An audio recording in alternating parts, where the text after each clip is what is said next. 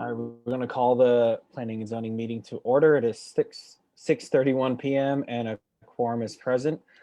First is public comments. Comments will be taken from the audience participating in Zoom meeting on non-agenda related topics for a length of time not to exceed 3 minutes per person. Comments on specific agenda items must be made when the item comes before the commission.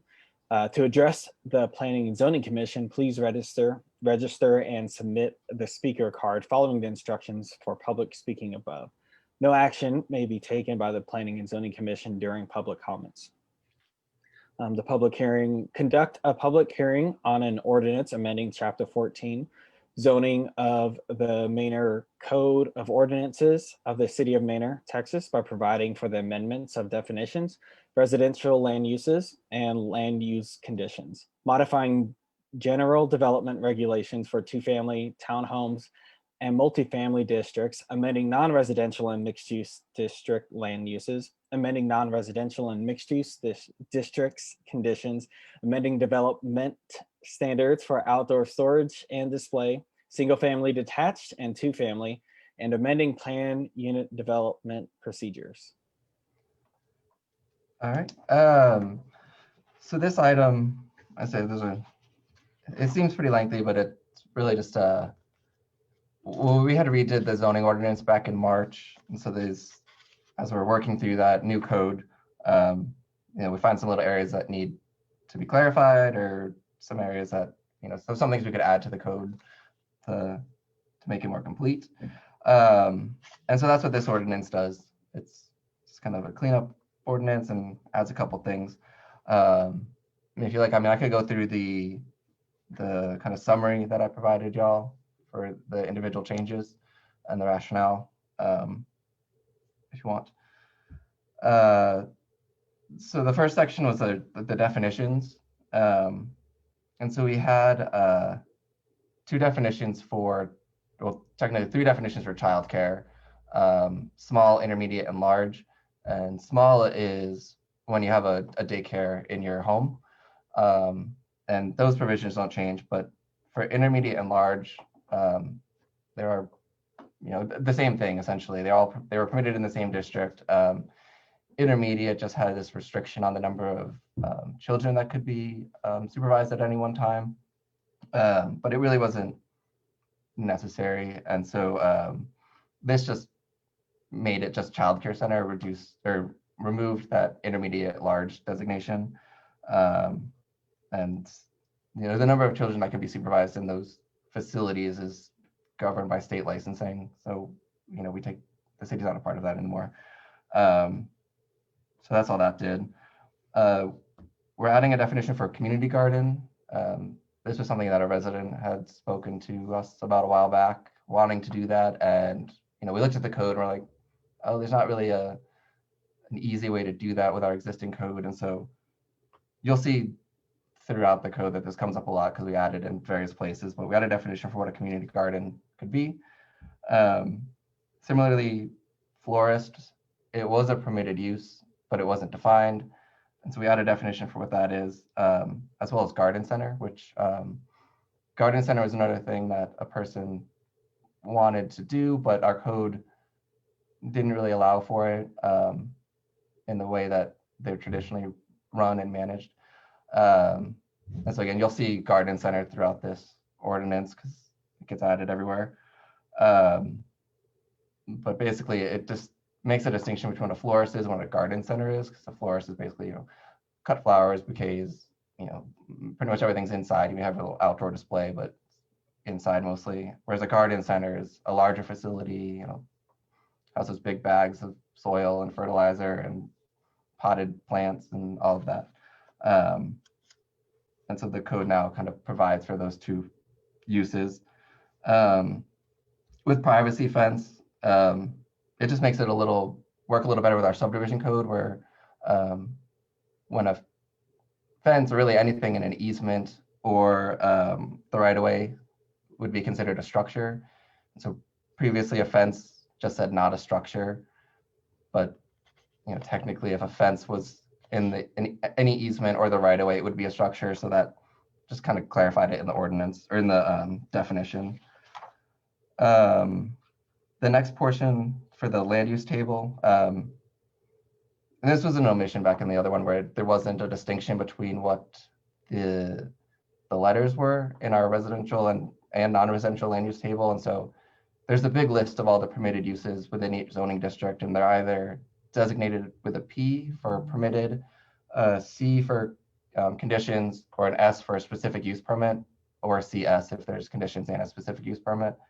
And there wasn't a paragraph or a section that told you what those letters meant. And so that's what this does. It just tells you what all that means. And then re-letters a couple sections to fit it in there.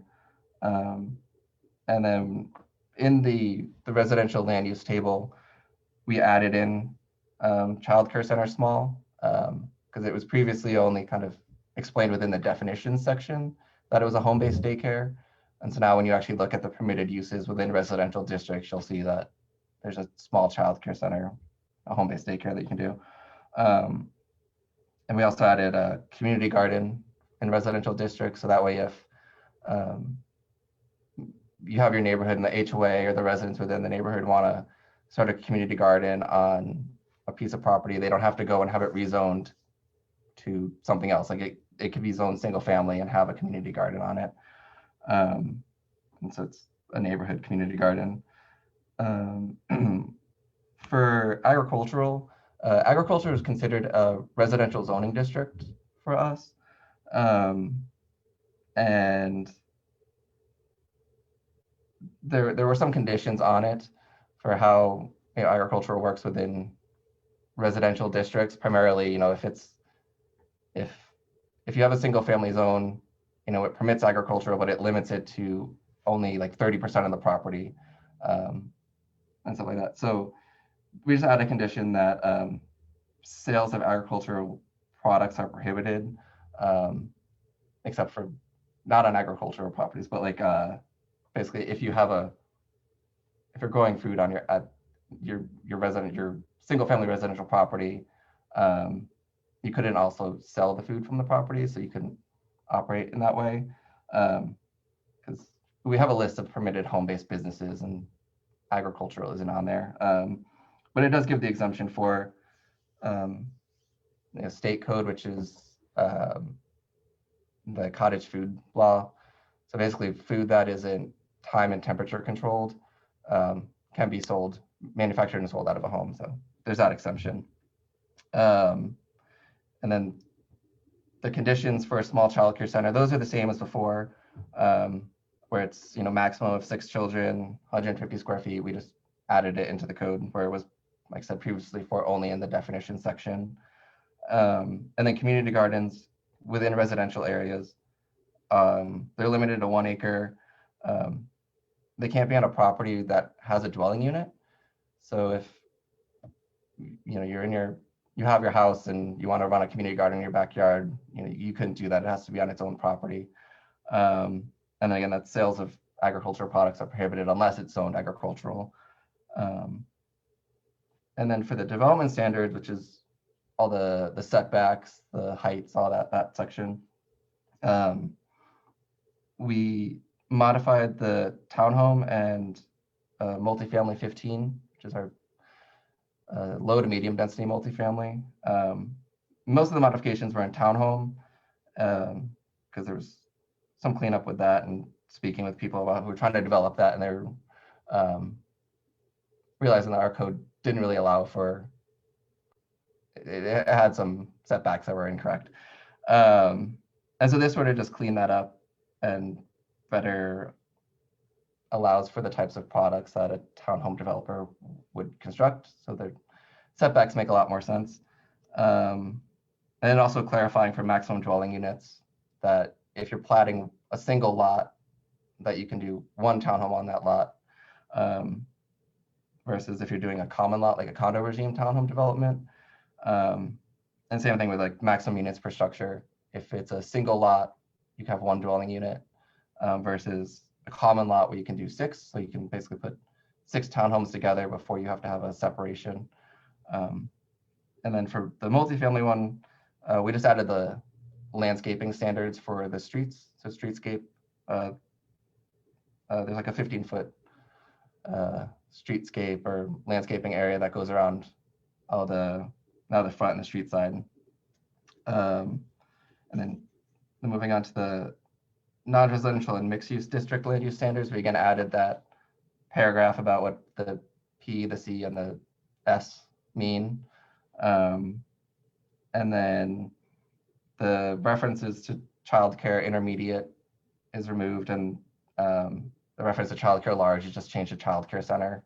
And then community garden gets added as a non-residential use as well. So those can be on commercial properties, not just residential. Game rooms, that one, they get added to light commercial and removed from industrial.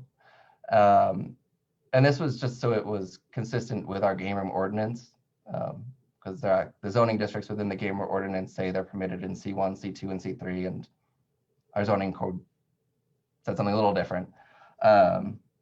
So we're just cleaning that up. And then pawn shops previously had required a specific use permit, but state law doesn't allow us to require those. So those, the specific use permits on those goes away. The conditions remain the same. There's still distance requirements from existing pawn shops or schools or churches, but there's not a separate permit that a business would need to obtain to operate. We added pet stores. That again, it had been a defined use, but it wasn't listed in all the permitted uses within zoning districts.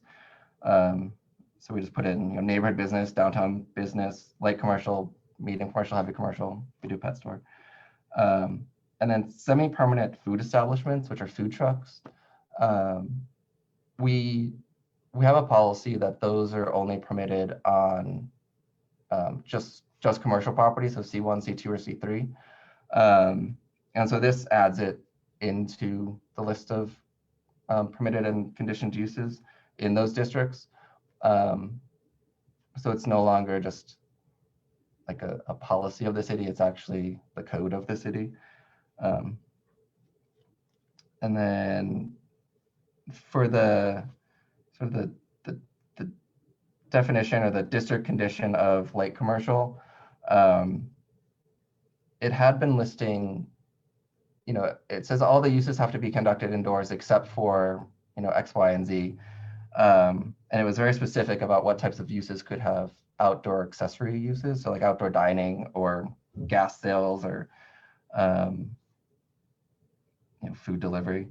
And so that got changed to just say the outdoor uses are approved by the Director of Development Services. So it's kind of on a case-by-case basis in some respects that if a person comes in and they're operating something in a C1 district and they want to have outdoor uses as well, the director could determine the appropriateness of that. And this kind of got to with garden centers, because those are permitted in C1 and a garden center is primarily an outdoor use.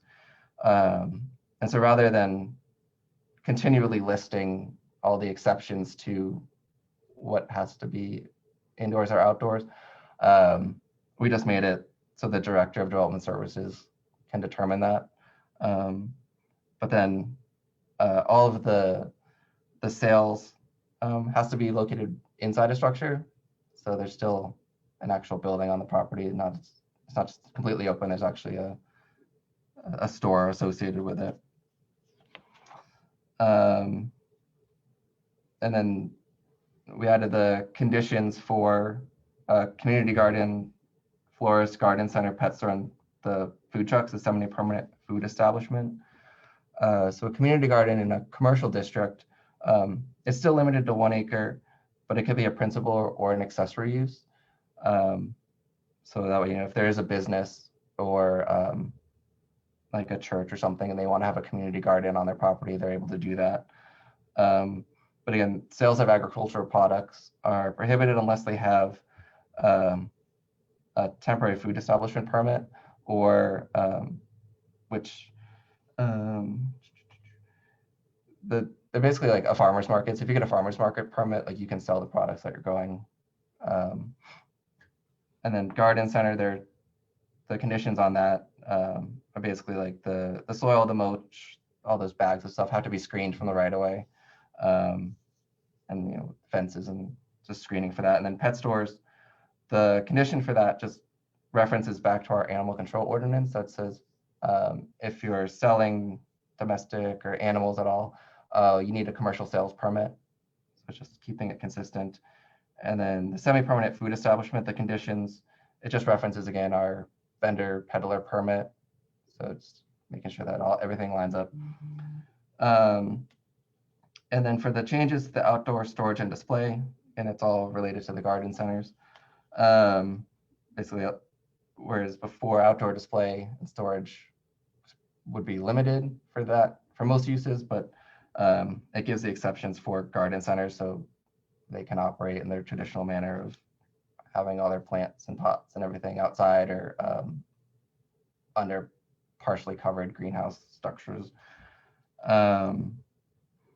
And then for the single family and two family, or single family detached and two family, for the garage doors, for the architectural standards for garage doors, they had been limited to just 50%, like a house. The frontage of a house couldn't be more than 50% of the garage. And so this adds that if it's 50%, there has to be one architectural element added to it, but it allows them to go up to 65%. But if you're between 51 and 65%, you have to have 3 architectural elements from the list that's provided. And the last one, I mean, there's one that says other elements as approved by the building official. So if a builder or whomever has other ideas, those can be considered as well. But it allows more design flexibility. It's not as rigid, but it still maintains the intent of the code to limit streetscapes that are dominated by garage doors. And then the last section, our PUD zoning ordinance, our section for planning unit development, said that zoning category would expire if certain improvements weren't constructed within a period of time. And zoning can expire. Like once it's approved, that's your base entitlement. There's no expiration for that. So all this section did was just remove it completely. So a PUD won't expire. And that's it. So if you have questions, Do we have any new garden centers coming? Sounds like that's a lot of changes for them. there is someone that wants to do one,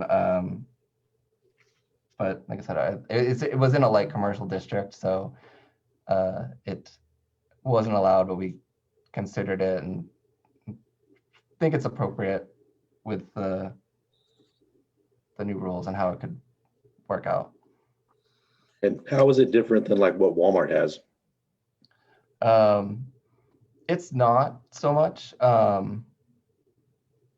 It would be pretty similar. I mean, Walmart is its own medium commercial, and then also Walmart was developed under our old codes, and so I don't think there was any consideration to how that facility, that store was constructed. But this is like, I mean, the garden center at Walmart is sort of like an accessory use to the business. And this kind of is geared more towards like the garden center is the primary use, like you're operating a nursery or something, or it's not, here's our giant store and on the side here, we have some garden retail things. Well, it looks like there's been a lot of information and data that went into this. So I appreciate all the hard work, Scott, that I know you put into updating the zoning codes. I did just have a small minor question regarding the childcare. I know it says that for the small, it has a maximum of 6 children, but is it a minimum considered, or is 1 child for pay considered a minimum?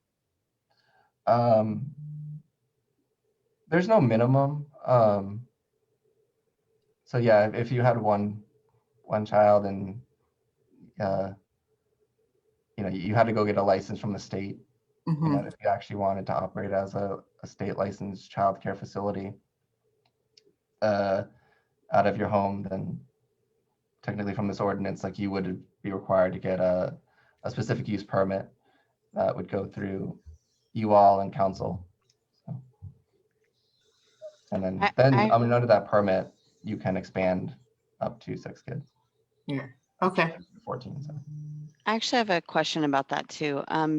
Well, kind of broader in general, but will these new ordinances like affect any of the existing businesses like in Manor? You know, is the, you know, like the childcare center on Lexington, are they going to have to change, you know, what if they have more than 6 kids there? Like, are kids going to have to not go there anymore? You talk about the one that's like right near here, City Hall, the bright. Yeah, the bright beginnings, I think. Sure. That So one. that one, that property is own neighborhood business, and so that would be different than a yeah, home, for a this home ordinance, daycare. it's like it's unrestricted by the city. Okay. So their only limiting factor may be what their state license says. Mhm.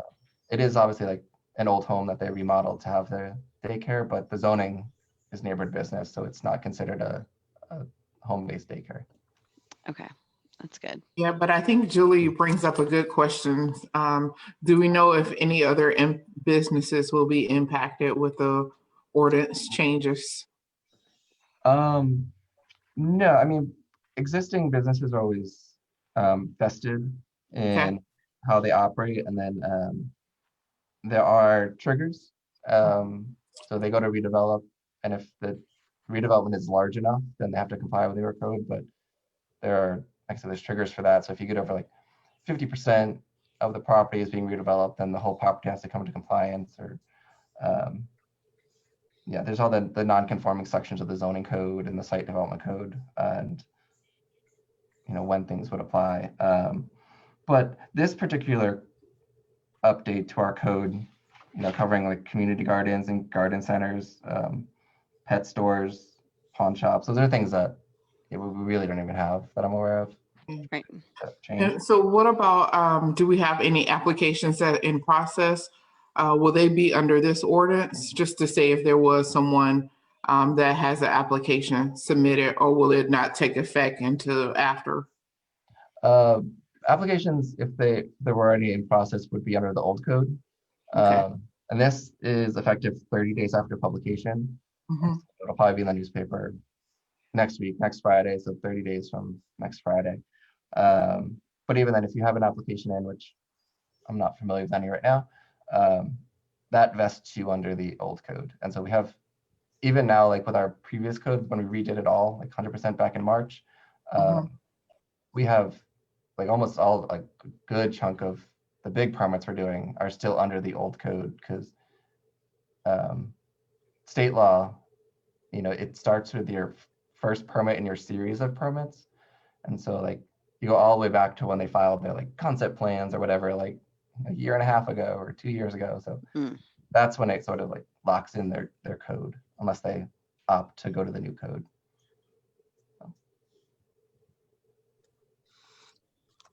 Scott, I had a question regarding on the outdoor storage and display.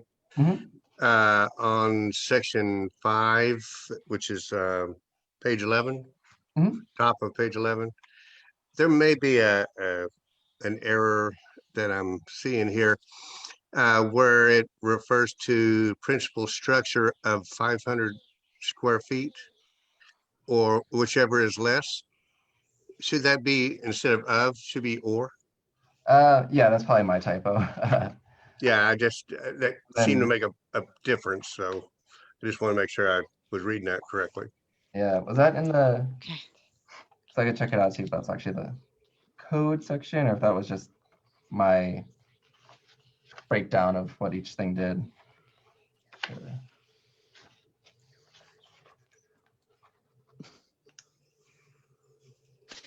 Okay, I'll make the change. Thank you.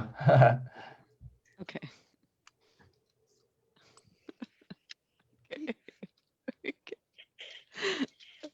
Okay, Kendall, you can't see you anymore. You are such a ham. All right. I appreciate the patience there. That's great. Well, all these, yeah, actually, just to echo what Commissioner Small said a minute ago, thank you for all this work that you put into it. Clearly, all of these updates take a lot of work on your end. It seems like you've done a really good job here. So thank you for all that. You're welcome. It's my yearly zoning ordinance update. I bet you look forward to it every year too. More for the next one. Just keep a running list. So. This one was Yeah. pretty light, like compared to last year, right? Yeah, The last year last was. one Yeah, brutal. was like definitely. 100. So, Yeah, that's what I thought. yeah, this one was a breeze to do compared to that one. Yeah, yeah. Yeah, I'm just over here thinking like if we would have had a garden center this year, they would have made quite a bit of money, at least with how much we spent going to different places just to make our home a little oasis during COVID or everything. That's the one that was talking with us. I mean, it's just, they're kind of like a family operated business, but that's what they were saying. They were like, this past year has been great for their business and they want to expand. Yeah. So they're looking at Manor. So That's awesome. Great. Well, I'll be there. since we don't have anyone talking on this, do we need a motion to close?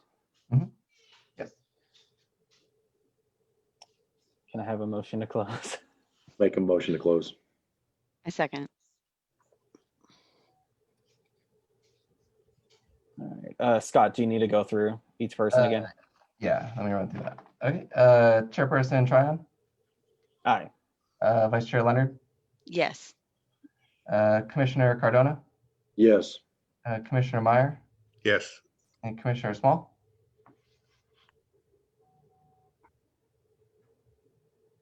You good? We Sorry, couldn't I hear She's on you. mute. Can you hear me? Okay, yeah. Now we we do. can. Okay. Oh, sorry. You said it was off mute. Yes. Okay, thank you. All right, on to the consent agenda. All of the following items on the consent agenda are considered to be self-explanatory by the Planning and Zoning Commission and will be enacted with one motion. There will be no separate discussion of these items unless requested by the chairperson or a commission member, in which event the item will be removed from the consent agenda and considered separately. The consideration, discussion, and possible action to approve the Planning and Zoning Commission minutes of November 12th, 2020 called special session.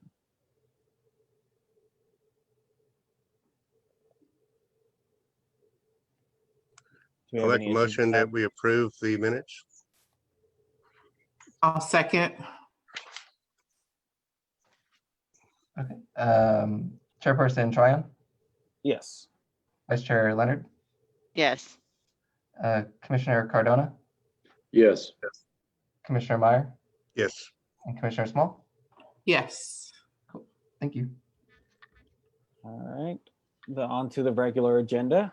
The consideration, discussion, and possible action on an ordinance amending Chapter 14 zoning of the Manor Code of Ordinances of the City of Manor, Texas, by providing for the amendment of definitions, residential land uses, and land use conditions, modifying general development regulations for two-family, townhome, and multifamily districts, amending non-residential and mixed-use districts land uses, amending non-residential and mixed-use districts conditions, amending development standards for outdoor storage and display, single-family detached and two-family, and amending plan unit development procedures.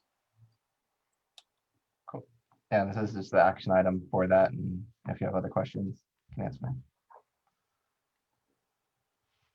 So this is related to the hearing that all the That we changes just had. Right. that we just Yeah, had. this is the action item to have a recommendation for council next week. I move to approve agenda item number 3. I'll second. Okay. Chairperson Tryon, Yes. Vice Chair Leonard, Yes. Commissioner Cardona, Yes. Commissioner Meyer, Yes. and Commissioner Small. Yes. Cool. Thank you. All right, item 3 passes. Consideration, discussion, and possible action on appointing a planning and zoning commission chairperson to serve a 1-year term. So yeah, is what it says. They're only for one term. So Philip, you can do it again if they want to vote you, but we can pass the baton. But yeah, so we just need a chairperson for our 2021 year. I'd like to nominate Philip to serve again. I'll second. Thank you.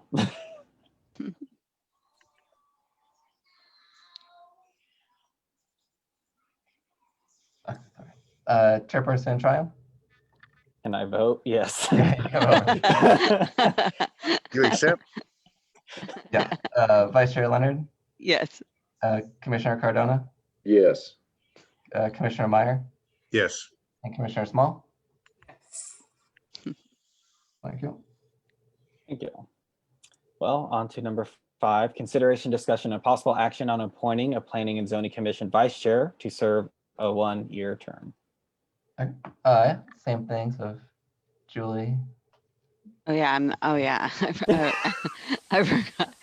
voted again, or Do you like it? Yeah, I mean, I'm either way. If somebody really wants to be it, then I'm fine. But if nobody's, chomping at the bit, I don't mind to do it again. Anybody? I'd like to nominate Julie, Vice Chair. Thank you.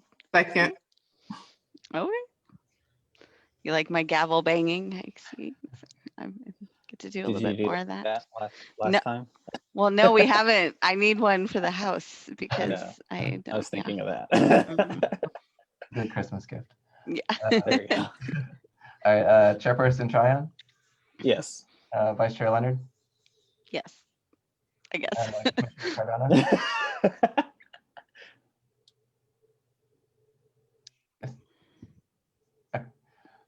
Commissioner Meyer, Yes. and Commissioner Small. Yes. Thank you.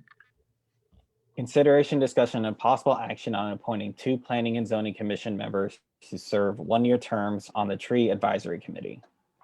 Who did we have doing it this year? Do we have 2 people? So it was Leanne and I think Julie, right? Yeah. Yeah. Mm. I know. Remember But we Julie. literally didn't do anything. Yeah. So we want to be better in 2021. Okay. Okay. Good. Yeah. Because I was always wondering, because it sounded great and like we had our first meeting, but then we didn't, so I would like to see where it goes. You know what I mean? And I don't know how much commitment it is. Are y'all still going to do like daytime meetings and stuff? Yeah. Likely, maybe because so there's the Parks Committee that council appoints, and the Tree Advisory Committee is that Parks Committee plus 2 of y'all. And so I think they've been trying to get a better schedule for those, ad hoc committee meetings. And maybe they want to start moving them more to like prior to council, like 6 or 6:30. That way it is more convenient for the council and, for y'all who work during the day. But I don't honestly actually know. They might still want to do daytime meetings, but I know I'll be also. interested in serving on the committee. Okay. No one else wants to, or if someone wants to join me.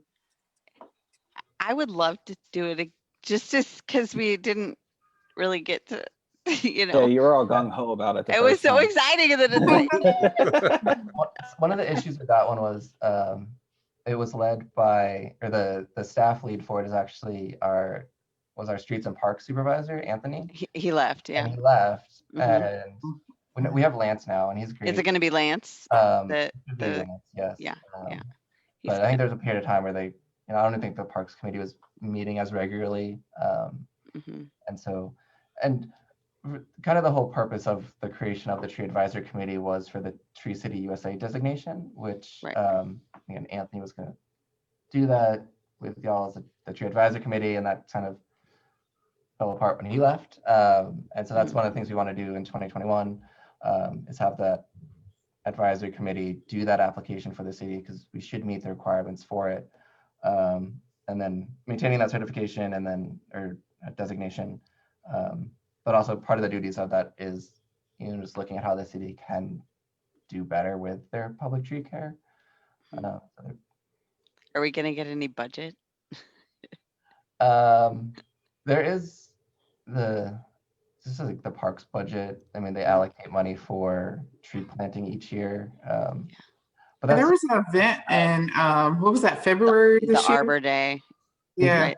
Yeah. It was just last month. They do Texas Arbor Day, which I believe should be in November. And this year it was a really small thing. I think the year before they did a much larger event. Yeah, they did. Yeah, we were all out at the park planting Yeah. trees. So this year, COVID, they didn't want to invite people, so our guys went and planted Oh, okay.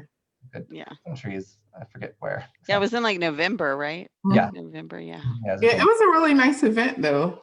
It was. Mhm. Last year, you So- mean?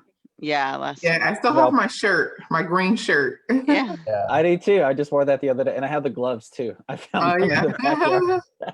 yeah. And Cool. those are requirements of the Tree City USA designation. So that was kind of Anthony working towards fulfilling those obligations. When we get that is, having Arbor Day events, whether it doesn't say that it has to be on Arbor Day. I don't think it does, but Texas Arbor Day. And then also just public outreach and educational stuff. So Yeah, that's awesome. those are all kind of the duties. And Lance is on board to do that. Like yeah, he will. he's gonna, yeah, good. So Cool. we also right now have Commissioner Small and Vice Chair Leonard. So Yeah, that'd be great. I would Thank make the motion and vote for that if you like. I'll make a motion that we appoint Julie and Lakeisha as our tree representatives. A second. Tree huggers. Designated tree huggers. Embracers. Although it's the only thing we can hug now. nowadays. Chairperson Tryon, Yes. Vice Chair Leonard, Yes. Commissioner Cardona. Yes. Thank you, Commissioner guys. Meyer, Thank you. Yes. and Commissioner Small. Yes. Thank you. Thank you, guys. It's exciting. On to 7, the consideration, discussion, and possible action on a subdivision calendar for 2021. So this is the Isn't last, it weird? We're already at 2021. yeah, right. Yeah, goes out until 2022 actually, well, a little bit, but Great. not shown, but it's there. So yeah, so this is administrative thing, but like with the new state law that was done last year for subdivision, it created very specific timelines that cities have to follow. Well, cities and applicants and developers have to follow.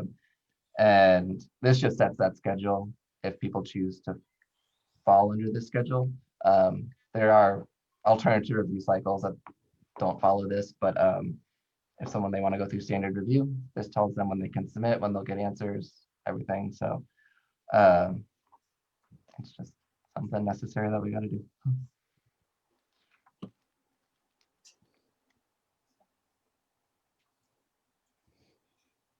Oh, this also, there aren't any special days, but this sets all the planning commission dates as well, which none of those dates fall on a holiday. I know like this year Veterans Day was a Wednesday, so we had to move to a Thursday, but in 2021, none of our planning commission dates are shifted, so it's all the second Wednesday.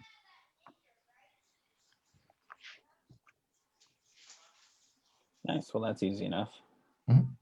I make a motion that we approve the calendar for 2021. I'll second. All right, cool. Chairperson Triumph, Yes. Vice Chair Leonard, Yes. Commissioner Cardona, Yes. Commissioner Meyer, Yes. and Commissioner Small. You're muted, but I heard. Yes. Yes. All right, that's all. Great. Well, that was the last one. Can we move to adjourn? I'll move to adjourn. I'll second. Chairperson Tryon, Yes. Vice Chair Leonard, Yes. Commissioner Cardona, Yes. Commissioner Meyer, Yes. and Commissioner Small. Yes, and I would just like to say happy holidays, everyone. Yes. Happy Happy holidays. I holidays. wish we could be in person. Have a little Yeah. Maybe party. sometime soon. Yeah, everyone stay safe. Yes. Stay safe for Thank sure. you. You all as well. All right. Have a Take great care. Bye. Thank you. Bye. Bye.